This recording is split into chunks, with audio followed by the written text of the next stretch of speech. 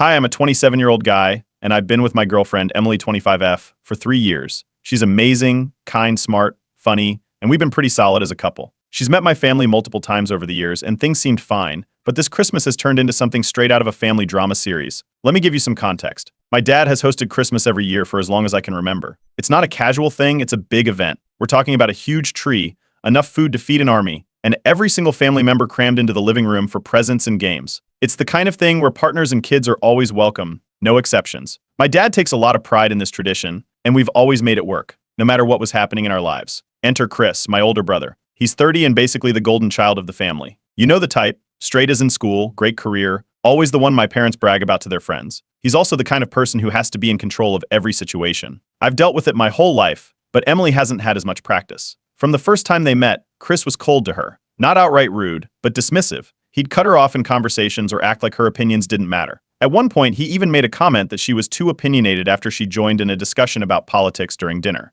Fast forward to 2 weeks ago, I got a call from my dad, and at first I thought it was just the usual holiday prep stuff. You know, who's bringing what dish, what time to show up, that kind of thing. But then he dropped a bombshell: Emily isn't welcome this year. He didn't even try to sugarcoat it. He just said, Chris doesn't approve of her, and it's causing too much tension. It's best if she doesn't come. I was floored. I asked him to explain, but all he would say was that it was for family harmony. I pushed for more, but he shut me down with, it's my house, my rules. Apparently, Chris had gone to him and said he wouldn't come if Emily was there, and rather than standing up to him, Dad decided to side with Chris. I don't think I've ever felt so blindsided. Emily has never done anything to warrant this kind of treatment. She's polite, engaging, and has always made an effort to connect with my family. I told Emily what happened, and while she was clearly hurt, she told me I should go to Christmas without her. She said she didn't want to be the reason I missed out on family time, but honestly, how could I just leave her behind like that? The more I thought about it, the angrier I got. Chris has always had this way of manipulating situations to get what he wants, and now he's managed to weaponize Christmas. I reached out to my mom, who's divorced from my dad, and told her what was going on.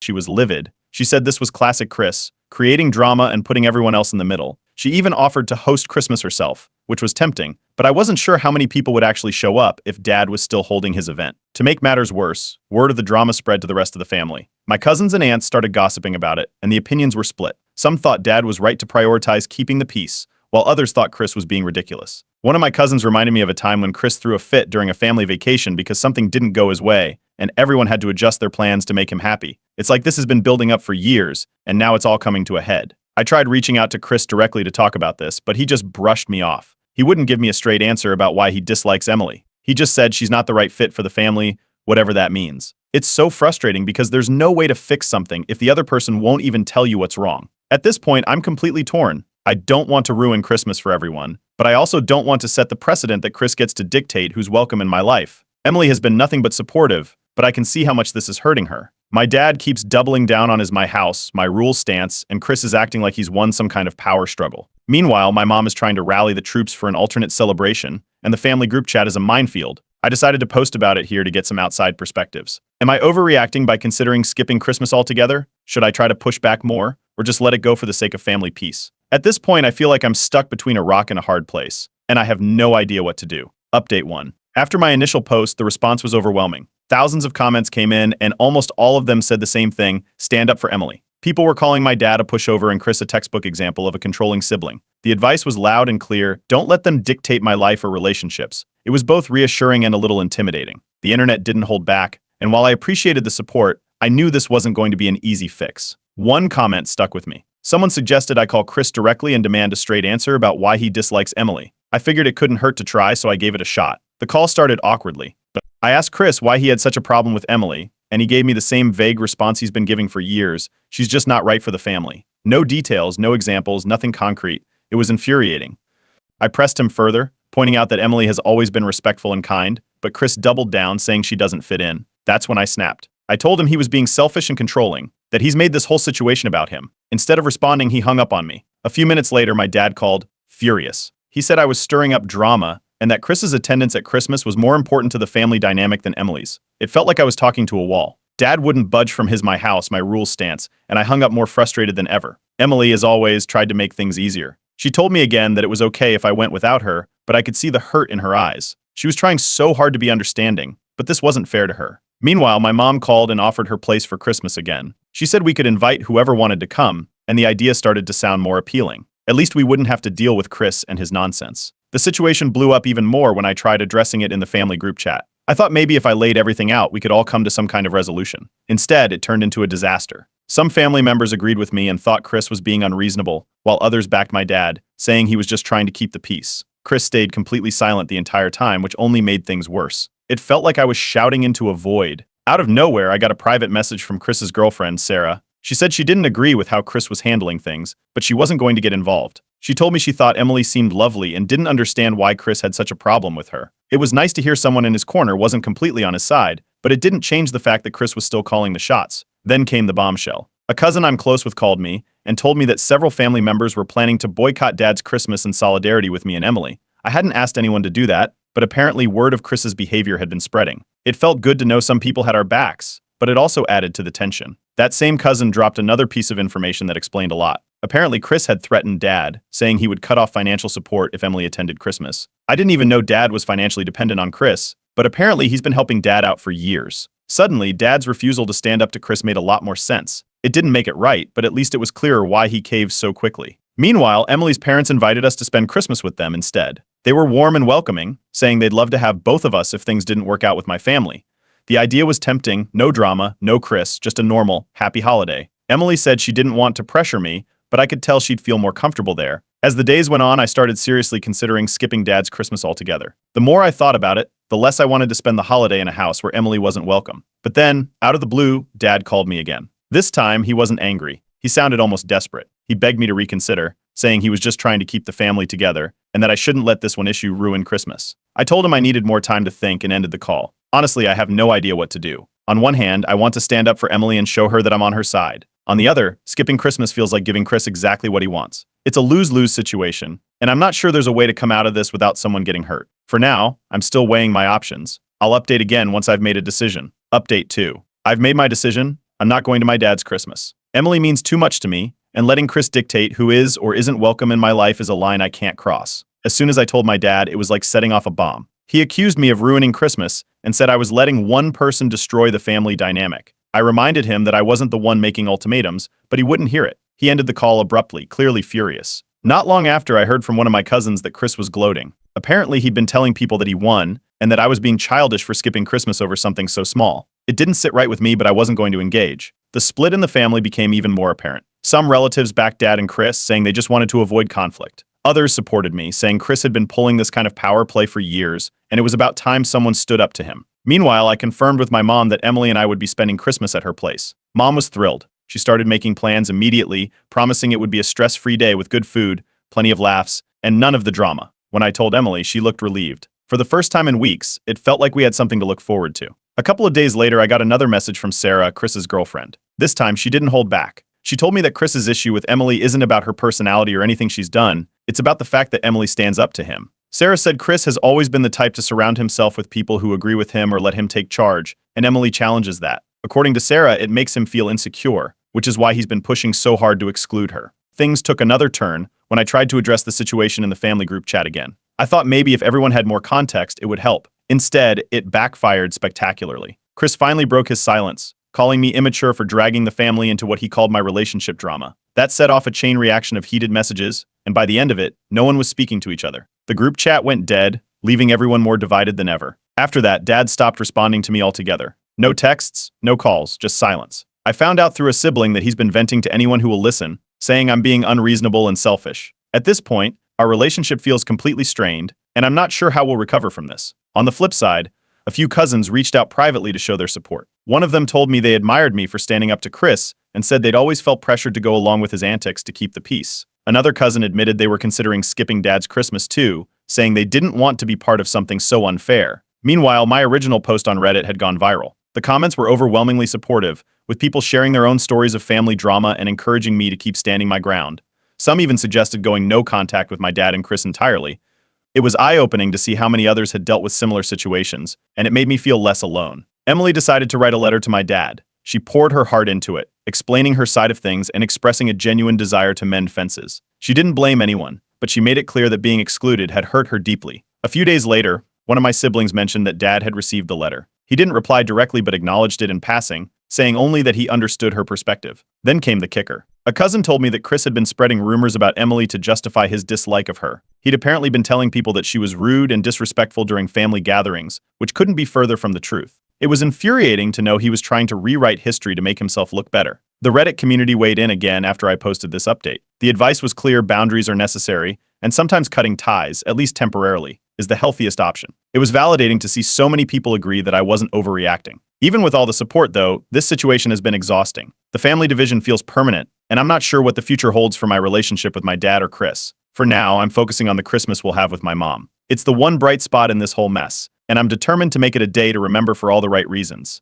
I'll keep updating as things unfold, but for now, I'm taking things one step at a time. Update 3. A week before Christmas, I got a call from my dad. It caught me off guard because he'd been silent since I told him I wasn't coming. This time, his tone was calmer. He asked me to reconsider and come to Christmas, but only if I left Emily out of it. He claimed he was trying to fix things, but when I asked if he'd uninvite Chris, he flat out refused. It was clear nothing had changed. I told him I wasn't going to budge either. If Emily wasn't welcome, neither was I. With that settled, my mom decided to step things up. She'd originally planned a small gathering, but after hearing about all the family drama, she decided to make her Christmas event bigger. She extended invites to everyone, including Dad and Chris, even though we all knew they wouldn't come. To my surprise, several cousins and a couple of aunts and uncles RSVP'd to her event instead of Dad's. It felt like the tide was starting to turn. Then, a cousin dropped another piece of the puzzle into my lap. They told me Chris had been complaining about Emily's attitude since the very first time they met. Apparently, he was upset because Emily didn't immediately agree with his opinions during a family debate. The topic? Something minor about a holiday movie, of all things. From that moment on, Chris decided she was too difficult. It was such a petty reason, but it explained why he'd been hostile to her for so long.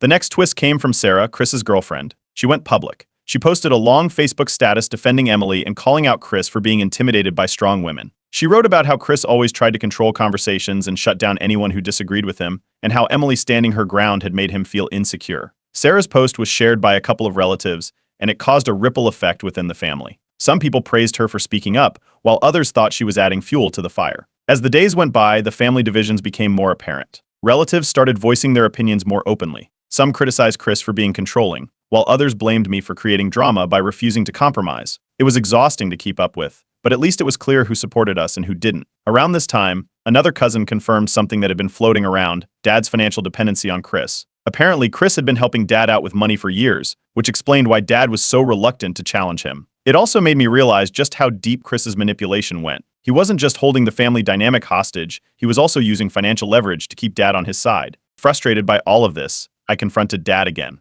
This time, I didn't hold back. I demanded to know why he was enabling Chris and letting him control everything. Dad finally broke down and admitted he felt trapped. He said he couldn't afford to lose Chris's support, and that's why he'd caved to his ultimatum. Hearing this didn't make me any less angry, but at least I understood where Dad was coming from. It didn't excuse his actions, though. Meanwhile, Emily continued to be a rock. She stayed supportive, urging me to focus on what would make us happy instead of trying to fix the unfixable. Her perspective helped ground me, especially as the drama escalated further. A cousin told me Chris had made a snide comment about how he always knew I'd cave under pressure. It was infuriating, but instead of reacting, I focused on planning a great holiday with Mom and Emily. As word spread about what was happening, more cousins reached out privately. A few apologized for not speaking up sooner, saying they'd always felt Chris's behavior was out of line but didn't want to cause waves. Their support meant a lot, and it gave me hope that things might not be as one-sided as they'd seemed. By this point, my second Reddit post had gone viral. The comments were even more intense than before, with thousands of people urging me to set firm boundaries with my dad and Chris. Some even suggested cutting ties entirely. It was overwhelming, but also validating to see so many strangers agree that I wasn't overreacting. With all the pieces in place, I made an official announcement. I told the family that Emily and I would be spending Christmas at Mom's and that anyone who wanted to join us was welcome. A handful of relatives confirmed they'd be there, while others stayed silent. Chris retaliated by sending a group message accusing me of tearing the family apart. He blamed me for dividing everyone and ruining the holiday plans. The message was long and dramatic, but I ignored it. Now, with Christmas just around the corner, things feel tense but manageable. The family is divided, Chris is doubling down, and Dad is caught in the middle. I don't know what the fallout will look like after the holidays, but one thing is certain: I'm standing by Emily no matter what. I'll update again after Christmas. There's a good chance things will come to a head, especially if Chris keeps pushing. Stay tuned. Update 4. Christmas Eve started with a knock on my door. I wasn't expecting anyone, so when I opened it to see my dad standing there, I was stunned. He looked tired, like the weight of the past few weeks had finally caught up to him. He stepped inside and began to apologize. He said he was sorry for how things had unfolded but didn't offer any solutions. Emily's name came up,